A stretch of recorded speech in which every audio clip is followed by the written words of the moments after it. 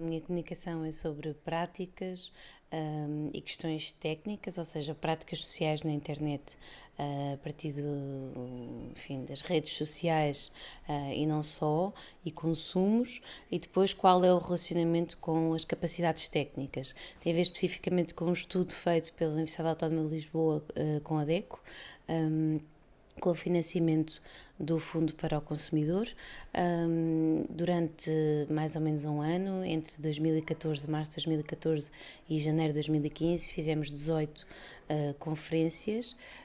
A DECO promoveu essas conferências, alunos da Universidade Autónoma de Lisboa participaram nessas conferências e no final foram recolhidos 1814 inquéritos. Portanto, temos uma amostra muito representativa dos 18 distritos de Portugal continental. Este projeto é coordenado pela professora doutora Paula Lopes, da Universidade do Minho, do Centro de Estudos de Comunicação e Sociedade e da Universidade Autónoma de Lisboa, e é composto também por outros investigadores da Universidade Autónoma de Lisboa. Chegámos essencialmente, no caso da minha comunicação, porque haverá aqui outras comunicações dentro do tema deste projeto, porque é muito vasto,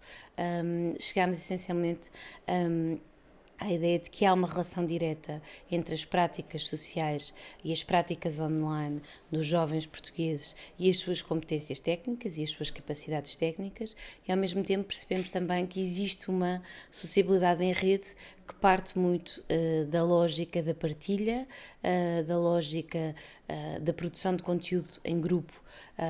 Curiosamente, percebemos que as práticas, ao contrário do que inicialmente prevíamos,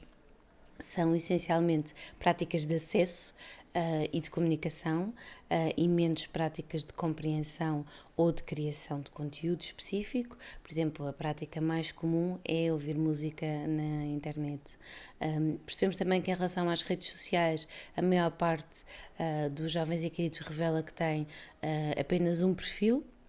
e que obviamente o Facebook é a rede com maior expressão, mas há outras redes, no caso o Twitter, o YouTube, o Instagram,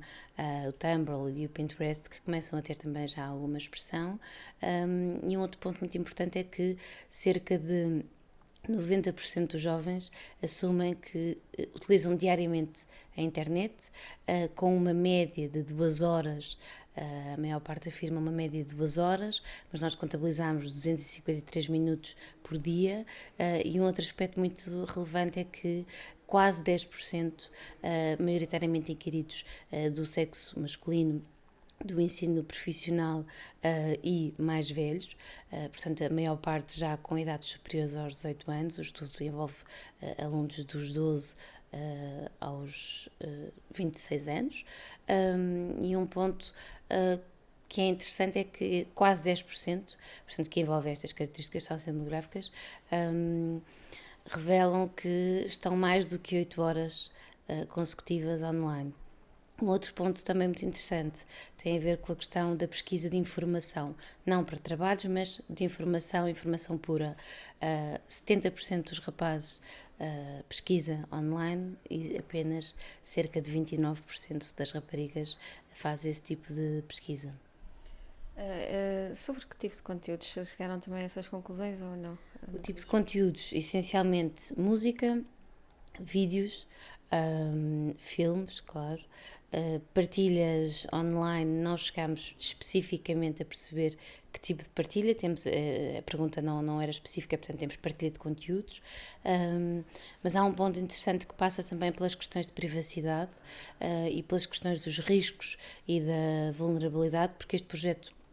maior, portanto a minha comunicação enquadra-se num projeto maior que se chama Direitos Digitais, uma Password para o Futuro, e hoje à tarde a professora Paula Lopes vai apresentar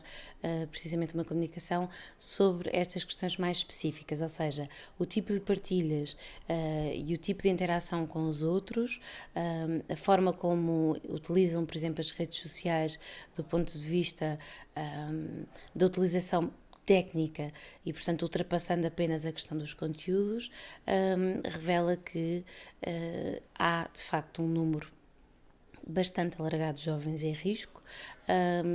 Posso apenas adiantar, e acho que a professora Paula Lopes será mais indicada para responder, mas posso apenas adiantar que cerca de 67% dos inquiridos revelam que ou já sofreram casos de, ou conhecem alguém que tenha sofrido casos de cyberbullying?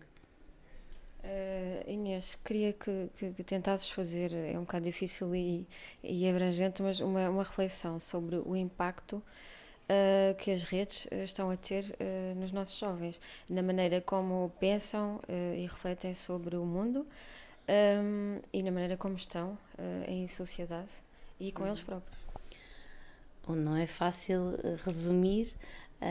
haveria muita coisa para dizer, talvez uma expressão possa resumir de alguma forma. Deixamos de ter o paradigma do going online para ser o being online. E, portanto, esta ideia de mobilidade permanente e de estar em rede permanentemente, e a rede é possível com a mobilidade dos smartphones, dos tablets,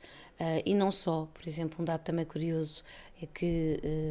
do estudo que fizemos, e agora ainda fazendo aqui uma âncora com o estudo, um dado curioso em termos de equipamentos, de utilização de equipamentos, é que o computador é menos utilizado para aceder à internet do que a televisão, o que é também um fenómeno interessante, ainda que seja pouco expressivo, 7% dos inquiridos revelam que acedem à internet através da televisão, já começa a ser algo de diferente e que não era de facto expectável. Claro que os smartphones e os laptops estão no topo, os computadores cada vez menos, aliás, é a percentagem menor que obtivemos. Mas essa ideia do being online tem muito a ver com a imagem que depois se faz do mundo, se tem dos outros e se tem de si próprio, não é? E a ideia de criar uma identidade que durante algum tempo foi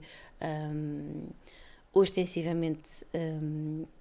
pela academia, ostensivamente produzida essa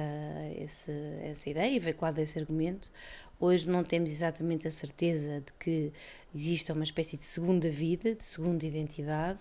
mas antes uma vida que existe em rede e, portanto, na prática eles estudam online,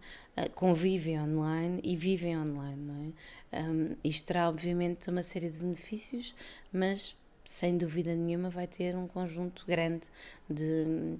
mais do que riscos e vulnerabilidades, eu diria constrangimentos para o futuro, porque a partir do momento em que nos centramos na ideia do indivíduo fazer a sua mediação de acesso a tudo, a informação de uma forma em geral, acabamos por ter, obviamente, aquilo que resulta numa expressão muito infeliz, mas que na prática se aplica, que são analfabetos funcionais, ou seja, eu só sei o que eu quero e só faço o que eu quero e, portanto, desconheço totalmente o resto do mundo. Um exemplo infeliz, mas que acho que pode concretizar isto, numa turma de 100 alunos, nunca ninguém tinha ouvido falar em Primavera Árabe e vai fazer agora 5 anos.